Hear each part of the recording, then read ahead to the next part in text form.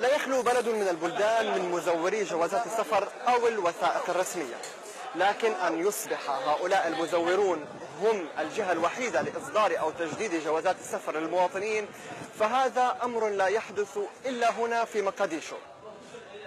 من هذه المحلات التجارية يستطيع أي صومالي الحصول على جواز سفر جديد ب$20 فقط، أما أنا فأستطيع الحصول كذلك على جواز سفر صومالي لكن ب$100.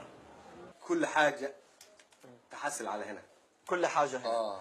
طيب لديك جوازات دنماركي بريطاني والصومالي واليمن، وهذا دنماركي وهذا يوكي. ممتاز. طيب هذا كم يكلف سعره؟ هذا بسعره $1500. $1500. حتى إذا تقدر تكمل ب1500 حتى تذكر إنه وديك يوكي تذكرة مع الطيارة يعني. مع طائرة، يعني جواز سفر والسفر والطائرة كلها. ممتاز. طيب وهذا الدنماركي كم هذا؟ هذا 2100. $2100 و$2100. $2100. واليمني كمان قريبنا. كم سعره؟ لا $350. بس شوف والله. ممتاز. لهذا الرجل خبرة عتيدة، فسبق أن عمل في السعودية والعراق. كم سنة عشت في العراق؟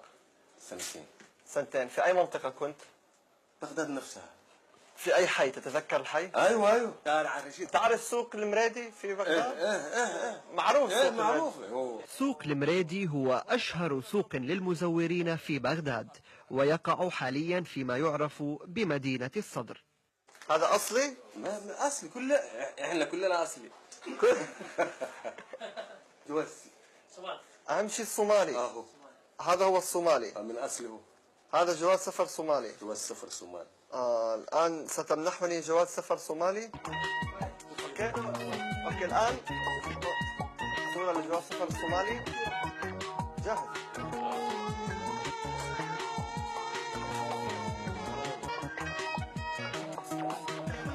الآن تبدأ عملية عمل الجواز. like this. صورة جميلة ها؟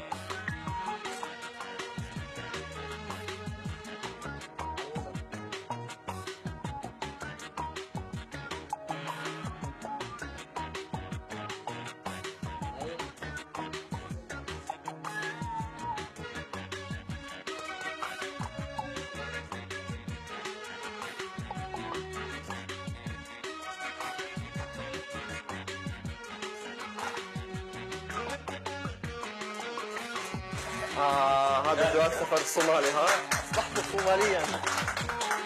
والعصام العربية.